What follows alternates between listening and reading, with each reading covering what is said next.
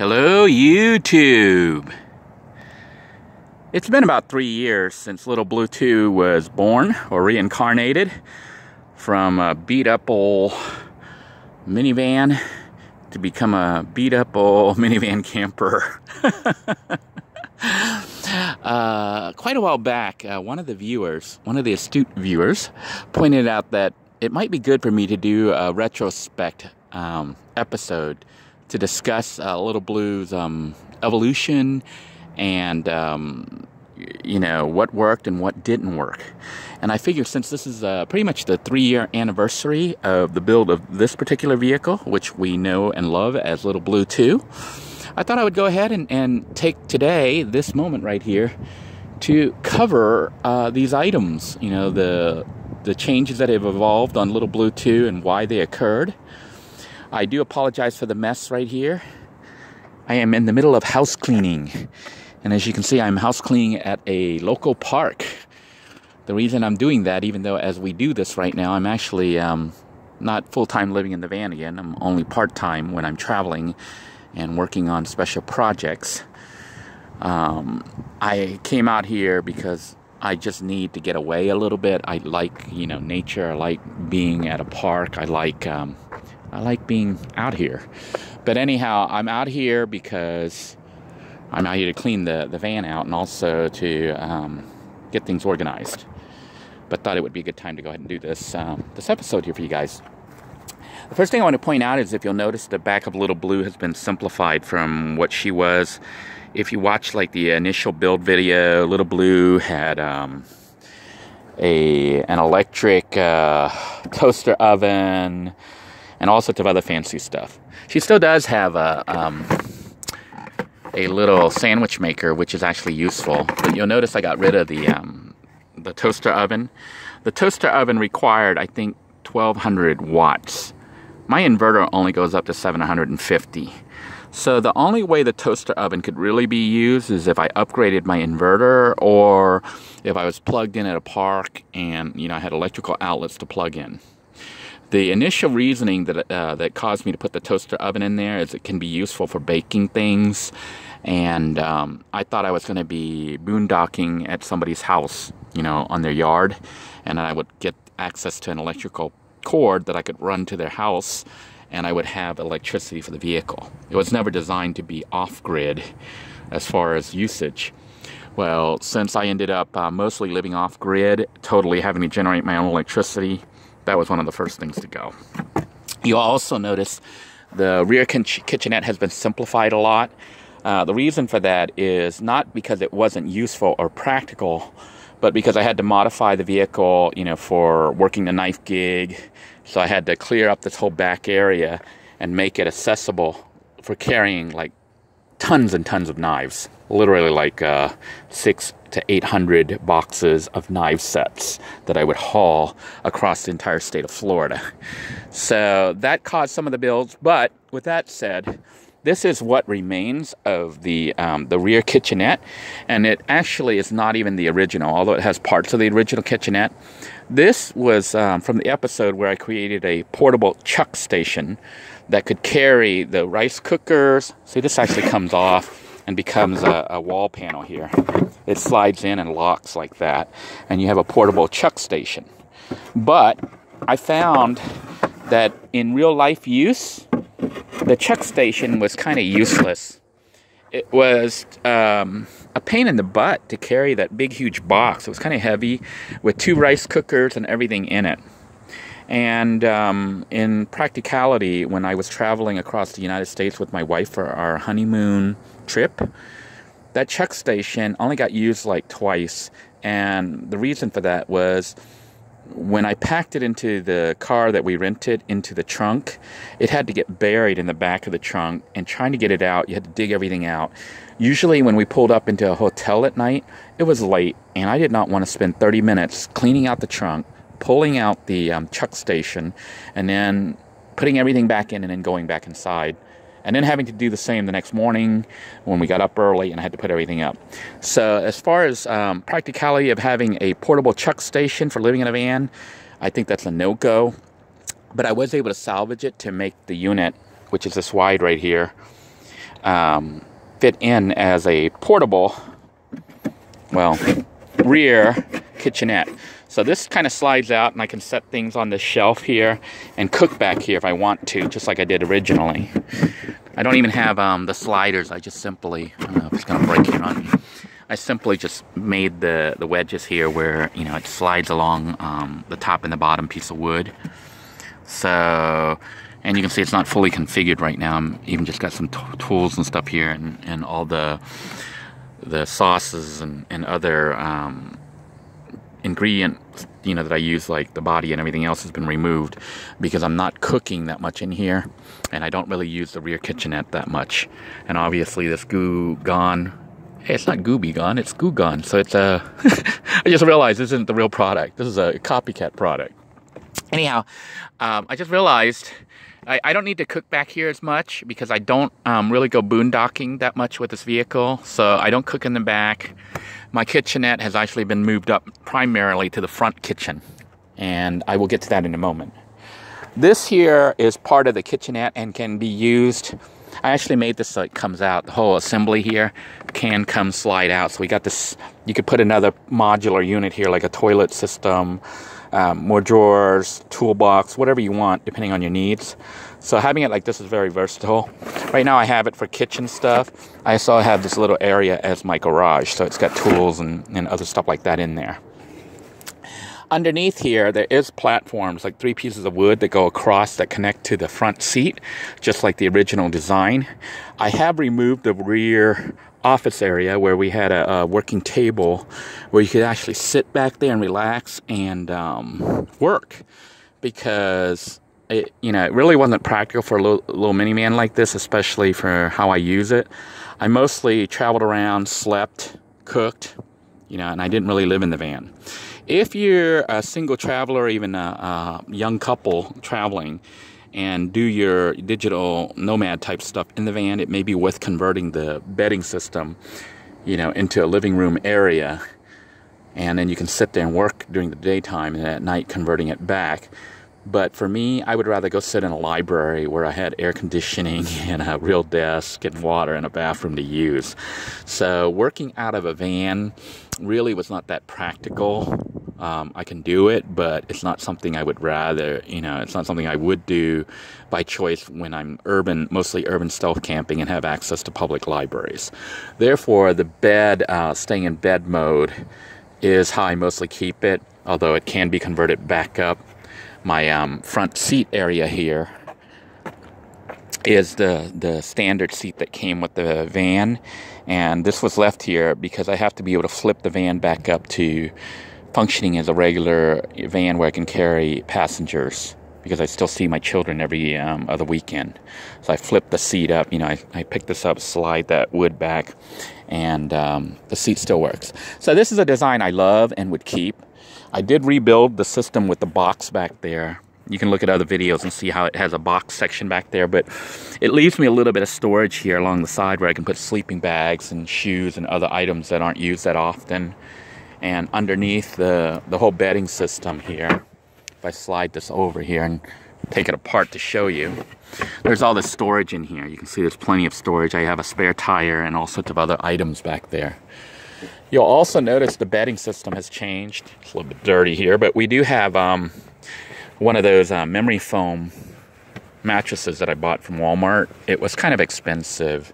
I think I paid like, I don't know if it's $50 or $60 for this. It's I think it was a 3-inch, maybe 4-inch. I think it was 3-inch memory foam mattress. And it came in a big box. And it's one of those memory foam thingies. You can see it's fairly soft. And I got this versus the initial system that I had, which was some cushions from like the lawn and garden area, that the cushions that they make for lawn chairs. And the reason for that is those cushions tended to go flat. They were useful and looked cool. They were the red ones if you watched the original videos. But as far as sleeping on them, they were split into 3 sections and they kept sliding apart. And it just proved to be a pain.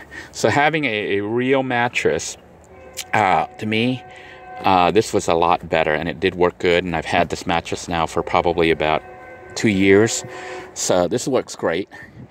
I do have bedding that I put on here, which is great, and I do have sleeping bags that I use for when, you know, the weather gets cold, that I can actually zip up the sleeping bags and go under it. Right now the bed's kind of semi-taken apart. You can see the pillows are missing, and that's because I've taken it out because I'm staying at Maurice's place for the next couple months, and I've moved my bedding in there. So the van's kind of configured, not really configured for living in unless I take a trip somewhere. Then I'll pull my pillow and some other items to throw in here, and we'll be complete and ready to go. The back closet area did work very well. I have about a 6-inch closet here where I can hang things like coats and jackets. And I have some storage back here where you can see I have my clothes washing machine. You can see that on the episodes where I was out there at Camp Freedom 2 and living in the hut and the yurt, you know, those things. I do have the kitchen table, not kitchen table, but a little portable red table that can still be carried here, and a portable blue chair that trail name Ace gave to me when Blue was first constructed. So those are still useful when I park somewhere. You'll notice a major change is that the dresser unit here, the drawers that I had built, they originally were on this side of the van, but the reason they got moved to the side of the driver has to do with safety. I decided that when you're driving in the front seat, you sometimes want to look back across the rear to see your blind spot. And the way it works, if I pull this curtain back like this, and the side curtain there, from the front I can now see, you can see that, I can see the blind spot when I'm driving. So I pull these curtains, I pull the side curtains, I shut the door and I have that side curtain, and it, from driving it doesn't even feel like I'm in a van anymore. I mean a camper or anything. It looks like I'm in a regular van. I just look diagonal back and I can see if there's a vehicle there in my blind spot, so I don't hit them if I have to change lanes. So that is something to consider in mind when you're building. You probably want to put your cabinets behind the driver, not on the other side where it's going to block your view. So that was a major upgrade that I thought was a very good upgrade. Now I did install a digital TV here, a HD TV, because I picked it up for like less than $10 at Goodwill, and have a battery pack which was upgraded for a full-size regular 12-volt RV battery. And I actually have a 2 battery pack unit here that you don't really need both units, but I do have the battery pack here like this, and I actually recommend this. Or if you're able to get by with just one of those like Goal Zero or Yeti battery packs or portable pack units, those may work also depending on how much electricity you use. One of the things that's unique to Little Blue 2 is the ability to cook while driving. And I do that through what I call the inverter cooking system. And what it is essentially is I have installed a wire that takes power from the vehicle's battery and alternator and runs it back through here, through this switch, and then it goes back to the house battery. Well, it doesn't go directly to the house battery. It goes to an inverter, which is a 720 volt inverter, and then from there any excess goes into the house battery back there. And you can watch the build on Little Blue to see how it all works in those episodes where I talk about it in detail. But essentially it allows me to flip the switch, and then the battery back here, the vehicle battery, which is what I call a house battery, is connected to the van's battery, which is charged up by the alternator while the car's running, so the battery doesn't drain. And when I connect it to the inverter back here, which sadly I can't show you from this side because my door is broken and jammed, which I am working on fixing here, if I can ever get that thing to open to the point where I can take apart the door panel. But you can see that the inverter and stuff is all back here. And this inverter provides 120 volt output. So it's like a house output. And I hook up the rice cooker, which you can see with the white cable there. And it runs down right here. Kind of a mess. Sorry about that. Van's in the middle of being clean. But you can see the rice cooker's right down here. And that is my kitchen. That's the kitchen that I use about 90% of the time. It allows me to cook while I'm driving. I can cook, park somewhere if I want to. And the unit is portable, so I can take this whole rice cooker assembly here, because it's sitting in a little wooden box, and take it to a park bench and set it down and cook from there if I want to. I have my spoons, forks, plates, and everything else I need in this little red bin. And, you know, I basically can cook food to eat. Battery pack here is a extra battery pack. This one that you see that has a secondary inverter. And this was designed for totally off-grid use if I, you know, want to go somewhere and want to take power with me outside of the vehicle, so I can actually have some power. The issue with this is, though, this battery pack won't last very long depending on how much power you draw from it. It's not even enough to cook a meal using the rice cooker on its own. It would probably die within 5 minutes if you tried to cook, which isn't long enough to cook your rice. And I've hooked it up so that it can charge off the existing battery system, and I've done episodes on that where I show how it all connects together. And what I've done lately, which I have to show on another episode once I get the door here fixed and open, is I've actually installed a small solar panel and charger. It's a little Bluetooth. So this was an upgrade that you guys haven't seen yet. But you can see here's the cheap little solar panel, and see the yellow light being on. That means the system is charging right now from the sun. And you might be wondering why I have solar panels when I charge off the alternator. The reason is actually pretty simple. I had a solar panel and the charging system because I was working on another project, which patrons will know where this came from. But I decided to pull it off that project because it wasn't charging fully. It wasn't enough to charge this battery pack for totally off-grid use. It wouldn't charge it up because the solar panel, which I'll show you here, is only 25 watts. And 25 watts is not really enough for anything other than trickle charging your battery system and making it so that, you know, it's topped off. You can see that I mounted the solar panel. This is the whole system I bought from Harbor Freight. There's a 25 watt solar panel that they sell for, I think they had it on sale for like $65 or $75. $65, I think, 25 watts, which really isn't that good. You know, you could get better deals off Amazon or eBay, but if you're just wanting to go into a store and pick up a solar panel and hook it up that same day, this is one that you can pick up at their store at Harbor Freight. They have a larger pack that has 100 watts because they have 4 of these panels. But I decided, you know, because of money reasons, I didn't want to spend $200 for their system. So I bought this for basically $65.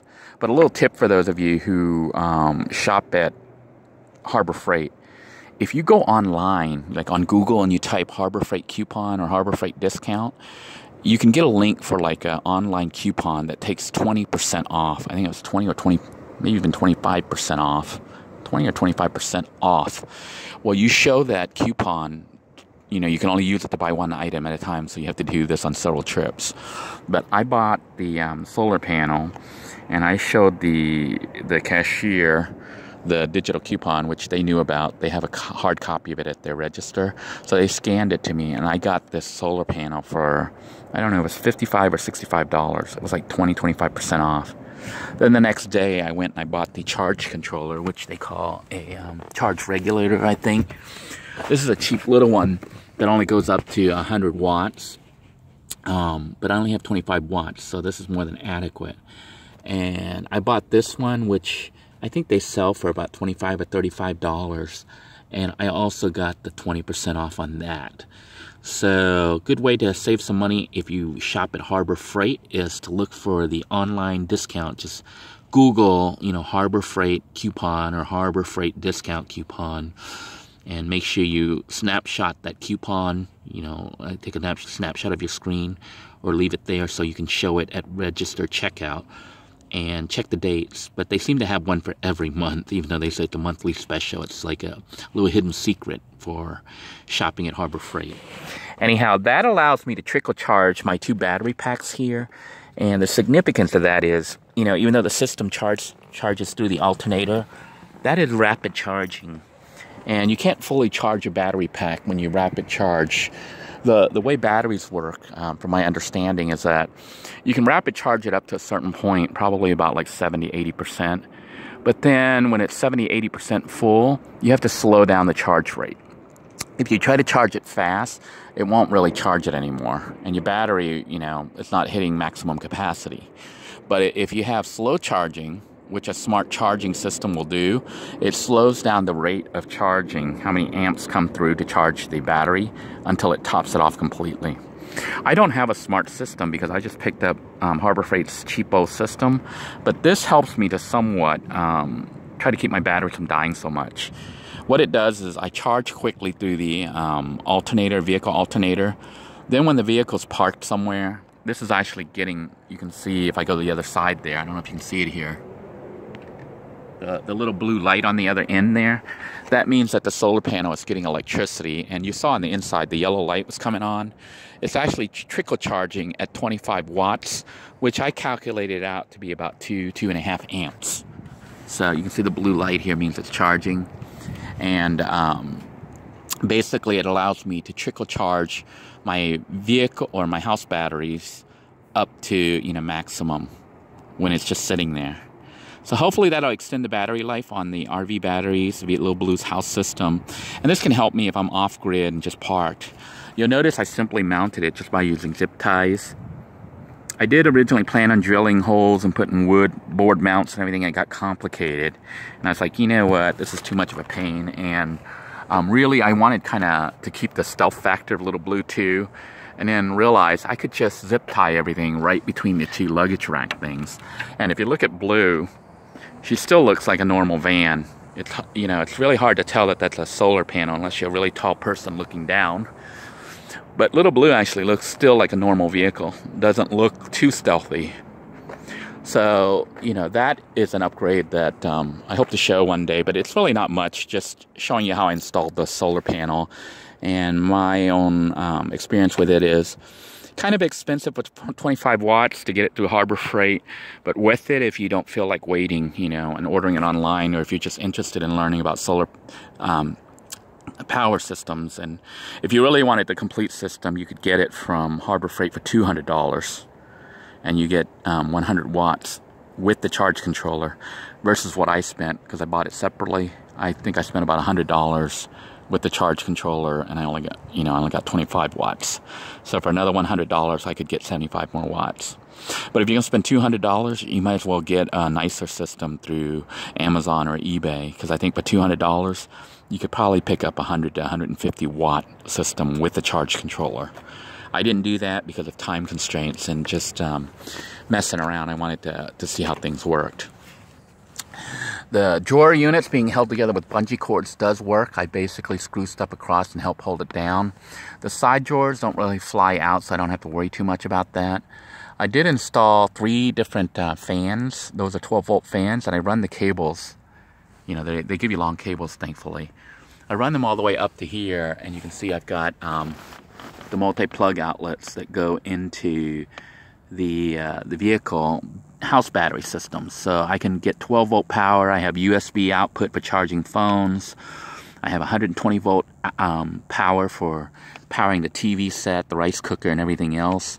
The TV set works great. I am able to watch TV over the air pretty much anywhere as long as there's reception. The antenna is actually hiding behind there in that little corner. And if I'm in town and have access to Wi-Fi, I can actually stream digital content on the TV. I don't really use it that much because I'm not much of a lay down and watch TV kind of guy, but it's nice to have in the vehicle. You know, if we're parked somewhere, the kids can actually watch TV because it works even with the bench seat is up in a bench mode instead of a bed mode. And for me, when I was working at Walmart, it was nice to come home occasionally and just lay down and sleep. But you can see I have the fan mounted over there in the back. The way I have the configuration right now, I actually sleep usually with my head in the back. Sometimes I can sleep with my head up here. It doesn't matter. It depends on how I feel. But a lot of times I sleep with my head that way. And I have the fan blowing right at me over there. I have a fan blowing right here if I want it. And I have a third fan up front that can blow right at me if I want it. Now, the issue with ventilation, I do typically leave little gaps here when I go to sleep at night so that air will circulate, come in, and blow through the system. The rear windows, as far as preparing it to be anti-mosquito, I did put in the little mosquito nets, and they are still holding up fairly well after pretty much what we're hitting a 3rd year. The only thing is, you know, it did go kind of brown, even though it said it would dry clear. But other than that, it still looks good. If I push the unit in, you can't even tell that there's mosquito netting there. So it still keeps the stealth factor and keeps the mosquitoes out. I wouldn't recommend leaving this front section open if you're parked in, you know, the boonies where there are mosquitoes, because they'll fly through the opening, obviously. But when I'm in the city, I guess they spray for mosquitoes. I haven't really had any issues with mosquitoes biting me while sleeping in the van in the city. And I do open it like probably about half an inch, a quarter inch or half an inch, so that air can blow throughout the entire vehicle. Now, some people ask about the safety of having a battery system and charging it without venting it. Typically, when you charge a battery, it gets hot and it releases all sorts of gases, which could be poisonous and could even explode, possibly. So it's important that you have adequate ventilation. What I do to kind of give the vehicle ventilation is my windows are always open in the rear. And because I don't even have air conditioning when I drive, I have the windows down so air blows through and blows out. And if I start to smell the sulfury smell, you know, that you can smell when the battery's charging, I will actually flip the switch, you know, to disconnect the system and let it cool off a little bit and then recharge it back up. So I haven't really had any issues as far as I know for the past 2.5 years, 2 years of using the system like this. Other than, you know, batteries that were dying for a while.